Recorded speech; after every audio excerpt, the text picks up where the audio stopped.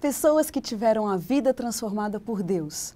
Verdadeiras histórias de conversão rumo à vida.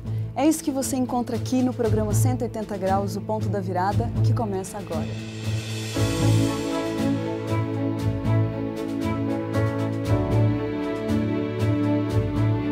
Quando sentimos o toque de Deus na vida, uma mudança acontece.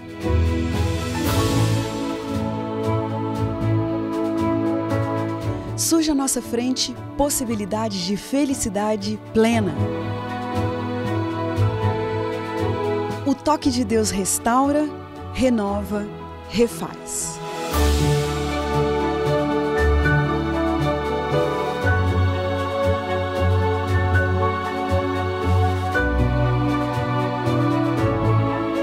Hoje conheceremos uma pessoa que experimentou essa graça maravilhosa. Ela vai nos contar sobre essa mudança de 180 graus que lhe trouxe paz.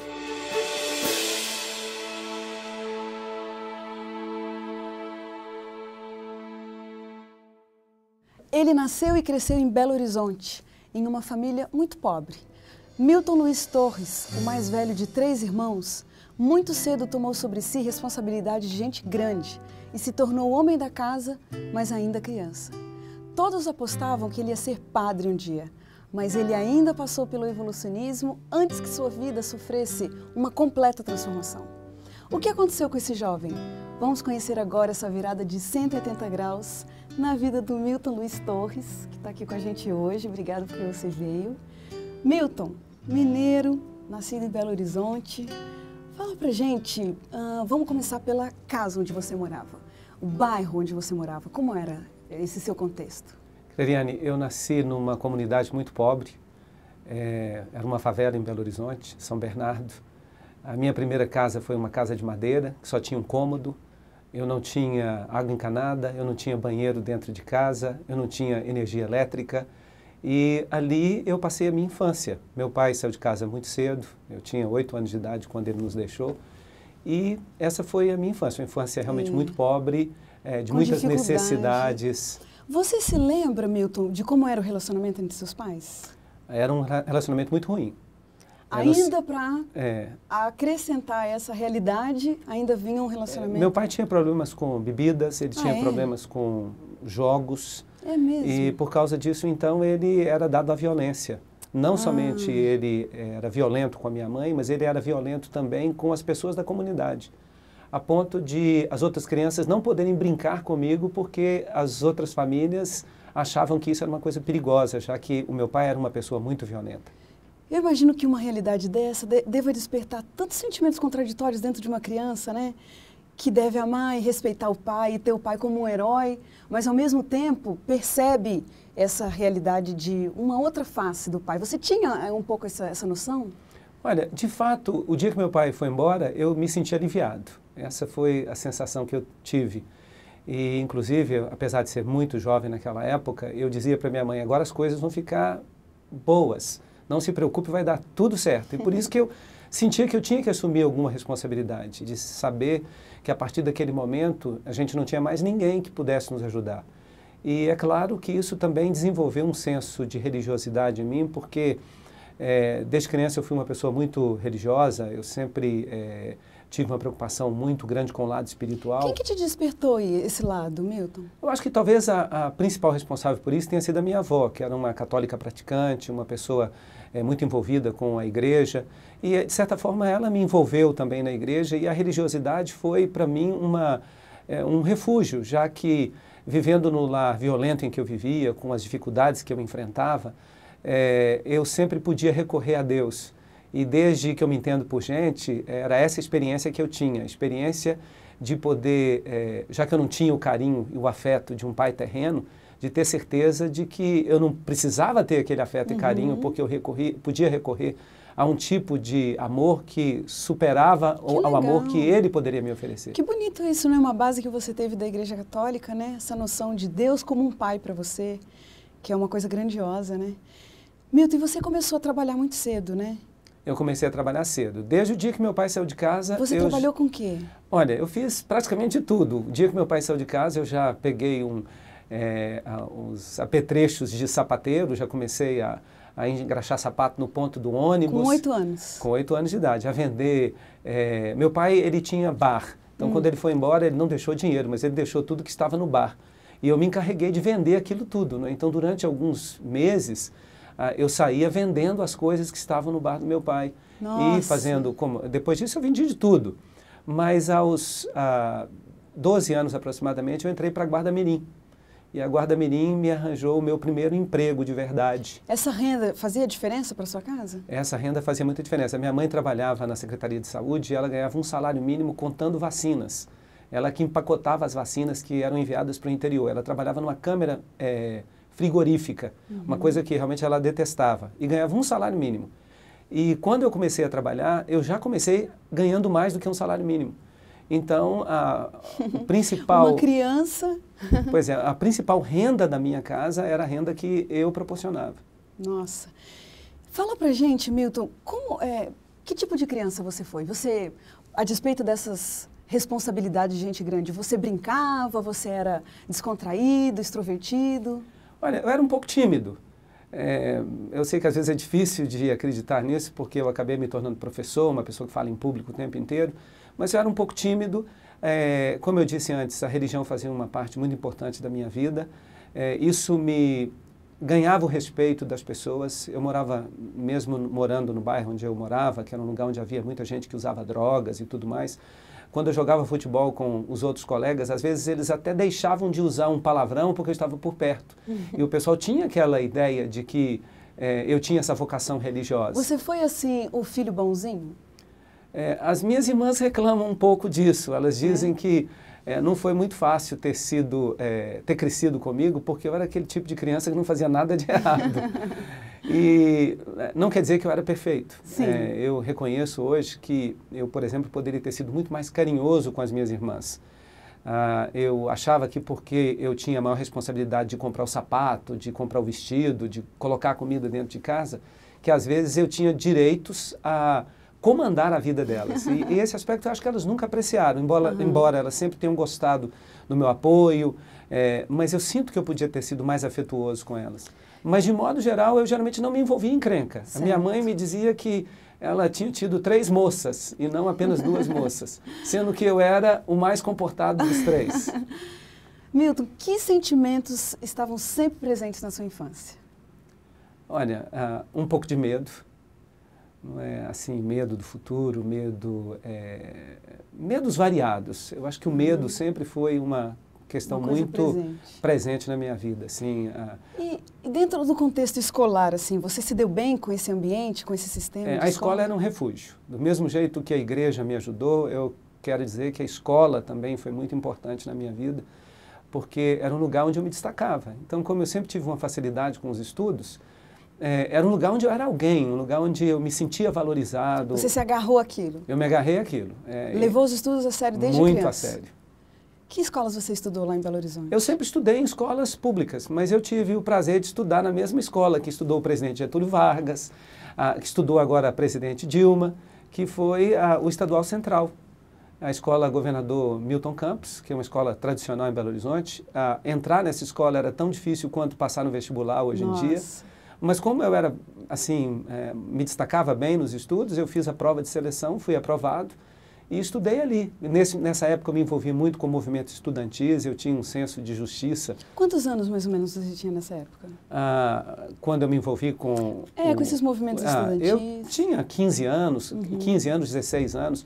Nós estávamos vivendo o tempo da ditadura, era uma época do ato institucional número 5, e nós saímos para protestar nas ruas de Belo Horizonte, até porque o DCE, que era o Diretório Central de Estudantes, geralmente estudantes universitários, eles não podiam protestar como os alunos do ensino médio podiam protestar. Então, várias vezes eu fui para a rua, enfrentei os cães da polícia, bombas de efeito moral, e protestando contra a ditadura e a favor, inclusive, de professores. Eu tive professores que misteriosamente desapareceram da sala de aula durante o período em que eu estudava naquela escola. Então a gente ia realmente à rua para poder reclamar e protestar. Quer dizer, você se agarrou a esse ambiente escolar e aquilo dali passou a ser um sonho para você? Uma alternativa de repente, você mudar de vida a partir dos estudos? Olha, eu confesso a você que eu nunca me aproximei da escola com esse pensamento de algum dia conseguir uma profissão ou de conseguir alguma melhoria social. Essas não eram as razões reais porque eu estava envolvido com a escola e tão envolvido como estava. A principal razão, eu acredito, que era exatamente essa sensação de poder estar fazendo alguma coisa. Não dava para pensar no futuro. A minha vida era uma vida de dia a dia. Ou seja, eu estava preocupado com o que eu ia comer hoje. Eu estava preocupado com o que eu ia calçar amanhã. Nossa. Então, eu não tinha planos a longo prazo. Eu não pensava em alguma coisa para o futuro. Então, a importância da escola para mim foi que ela atendeu as minhas necessidades no dia a dia. Certo. Não é? A escola até... Emocionais até, né? Necessidades emocionais. Sociais. Não é? Então, realmente foi um refúgio para mim. Milton, olhando assim para esse quadro, né? Esse Milton Torres de 15 anos que você está pintando para a gente fica pensando como que esse jovem, né? Com uma base religiosa, participante, ativo na Igreja Católica, agora envolvido na escola, levando a escola a sério, como que você acabou sendo apresentado para a Igreja Adventista, conhecendo um outro rumo? Olha, eu disse a você que eu sempre fui muito religioso. Quando pequeno eu ajudava a cobrar o dízimo da Igreja Católica, eu ajudava o padre a celebrar a missa. Na minha formatura da 8ª série, eu fui o sacristão, ajudei o padre a celebrar a missa. Uhum. Então, eu já tinha uma religiosidade que naturalmente me fazia me preocupar com coisas espirituais. Uhum. Eu encontrei uma moça com quem eu comecei a namorar muito cedo, a Tânia. Comecei a namorar com ela com 11 anos de idade. Tudo precoce. Mas eu quero dizer para você que eu com 11 anos de idade, eu não tinha o discurso de um menino de 11 anos de idade. Claro. Eu realmente, a minha experiência de vida, as minhas preocupações... Então, nós namoramos durante 10 anos, eu me casei com ela aos 21 anos. Mas, durante esses 10 anos do nosso namoro, a Tânia, ela era adventista. Eu fui exposto pela primeira vez à igreja através dela e da família dela.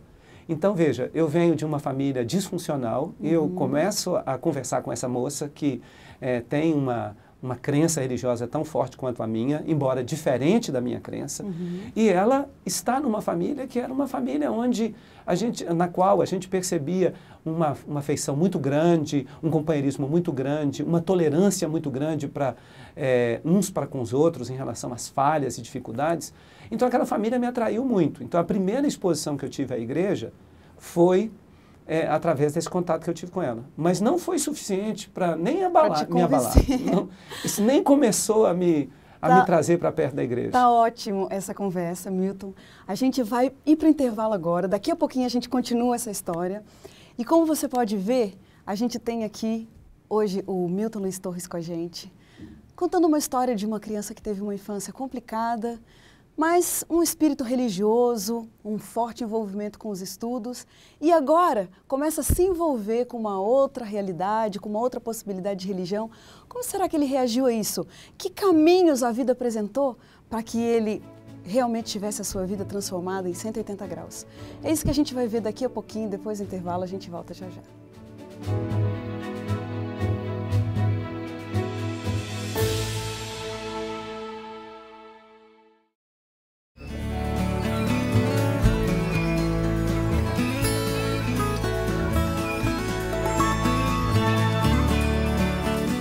Disposição, alegria, boa saúde,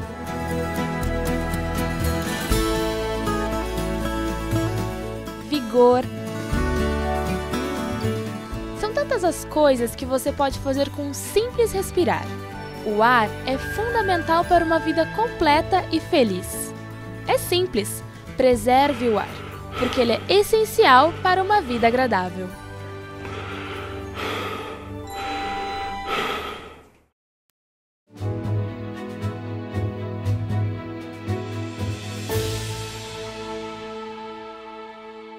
O programa 180 Graus está de volta. Quem está com a gente aqui hoje é o Milton Luiz Torres e ele vinha contando no último bloco da sua realidade de um menino pobre na periferia de Belo Horizonte, que sempre foi muito religioso, sempre uma criança de responsabilidades, mas aos 11 anos de idade, ele entrou em contato com uma moça e essa moça tinha uma crença religiosa diferente da dele. Milton, você estava dizendo que você namorou essa moça por 10 anos. Isso foi tempo suficiente para você ir se envolvendo com uma outra religião. Gradativamente você foi vendo as diferenças. Como que aconteceu de fato a sua conversão? Bem, foi um processo. Eu não posso dizer para você que houve um momento definido em que eu diria assim, foi aqui que aconteceu.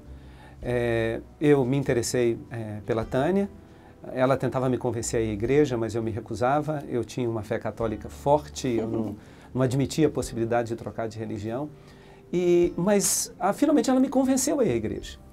Eu já estava namorando com ela há muitos anos, não dava para você ignorar o que a outra pessoa fazia.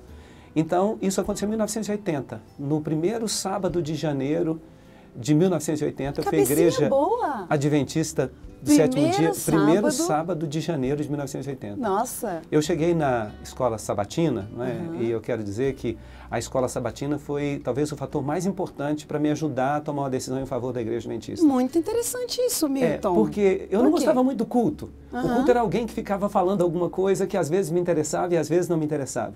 Mas na escola sabatina eu tinha a possibilidade de fazer perguntas. Então me lembrava um pouco o ambiente da escola, um ambiente no qual eu me dava bem. Onde você podia participar. Eu podia participar. E aquela lição da escola sabatina era a lição, a redenção no livro de Romanos. E eu tinha uma contabilidade com Deus. Eu era religioso, mas tudo com Deus era assim. Se eu fosse fazer uma prova difícil na escola, naquele dia eu saía distribuindo esmolas para os mendigos que eu encontrasse no caminho até a escola. Se eu tivesse um jogo de futebol, eu prometia rezar tantas Ave-Marias e tantos Pai Nossos se eu acabasse marcando um gol no jogo. Era alguma coisa assim, era uma contabilidade. E Deus me abençoava muito. E às vezes, não por causa do futebol, mas por causa dos estudos. Às vezes eu ficava devendo a Deus um número enorme de Pais Nossos e Ave-Marias. E a primeira lição da escola sabatina que eu assisti foi a lição sobre a justificação pela fé.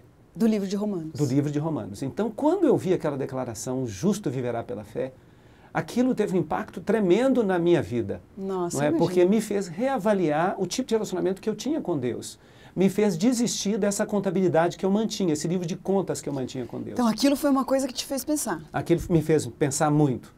E também a questão do sábado. Eu achei que a explicação que a igreja dava era tão satisfatória, essa explicação sobre o sábado e a necessidade de ter um dia separado para poder adorar, um dia que fosse realmente levado a sério e que estivesse de acordo com o que estava escrito na palavra de Deus.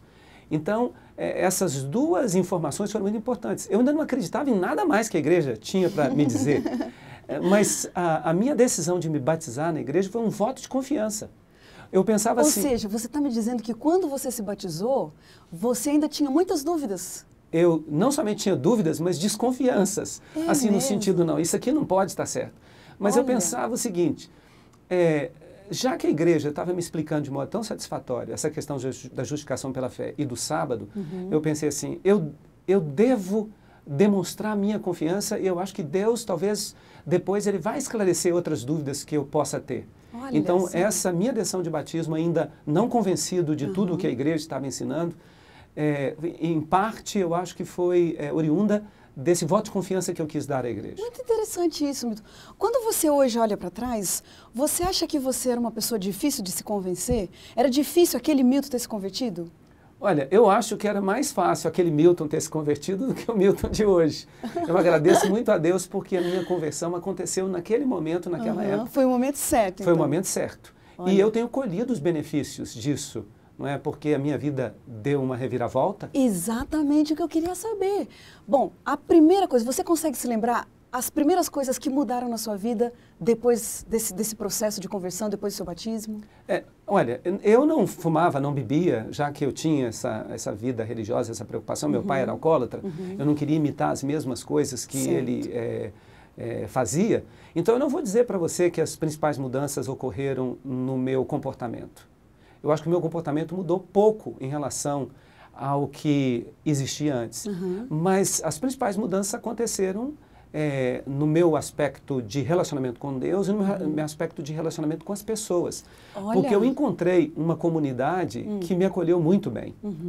Essa comunidade, ela me deu todas as possibilidades para eu poder exercitar minha fé de uma forma bastante sincera, mas dentro de um contexto em que eu não estava sozinho, eu não me sentia mais tão só.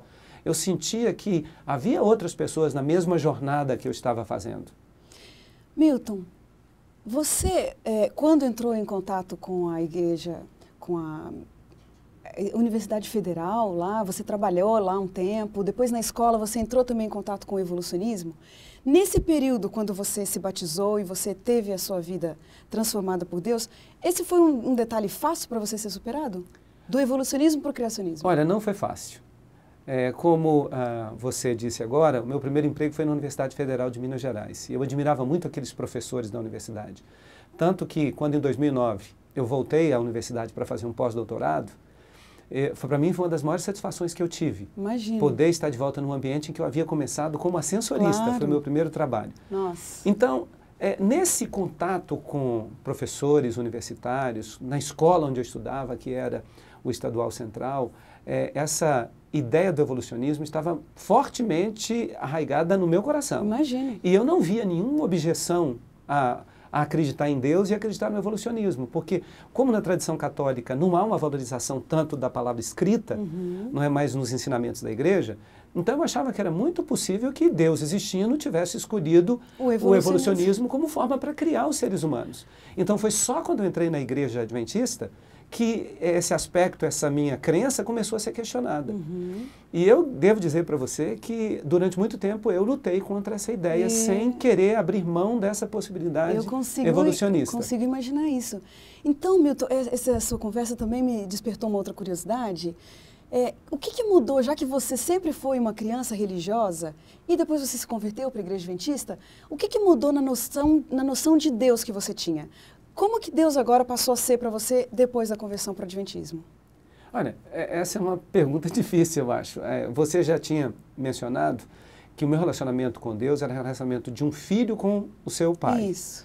Mas eu tinha uma visão de Deus que não era uma visão, por exemplo, que me apresentava um caráter assim tão tolerante, um caráter de uma pessoa que aceitava os outros, que eu acreditava que ele era uma pessoa a quem eu podia recorrer, mas eu não tinha uma compreensão tão exata do amor de Deus, por exemplo. E hoje, a noção de Deus para você hoje? Deus hoje para mim, à medida que a gente vai envelhecendo, né, a gente vai amadurecendo em algumas posturas, eu acho que o meu relacionamento com Deus hoje é um relacionamento ainda de pai para filho, não é? Eu ainda considero o meu pai por excelência, aquele que sempre esteve presente na minha vida, mas eu acho que eu estou mais amigo de Deus hoje em dia. Que bom, Milton. Quantos anos você tinha quando se batizou? 17 anos. Tinha 17 anos. De lá para cá, Milton, muita coisa aconteceu, muita história você tem para contar, mas eu queria saber o seguinte, para você se manter nesse contato com Deus, crescer no conhecimento de Deus a cada dia, você tem um padrão de vida devocional, um padrão de relacionamento com Deus? Eu tenho um padrão de relacionamento, sim, embora talvez não seja o convencional. Eu sinto muita necessidade de falar de Deus. E quando eu estou falando de Deus, este é o momento em que eu me sinto mais perto dele e é o momento em que eu me sinto mais fortalecido por ele. Então, por exemplo, eu não consigo ler a Bíblia sem ler a Bíblia imaginando que eu tenha que partilhar aquilo que eu estou lendo com alguma pessoa. Que legal então, isso. toda leitura devocional que eu faço, eu sei que algumas pessoas talvez possam objetar isso. Certo. Mas eu não consigo ler nem a Bíblia, nem livro nenhum sem imaginar, puxa vida, isso aqui eu preciso contar para alguém, eu preciso contar para essa pessoa, para aquela pessoa. Então, veja, eu trabalho a minha vida inteira no magistério. E eu também sou formado em teologia, eu sou pastor. Mas eu optei por exercer o meu ministério no magistério. Então, eu não tomo conta de uma igreja, por exemplo. Mas eu tenho muita dificuldade, por exemplo, de ficar sem pregar.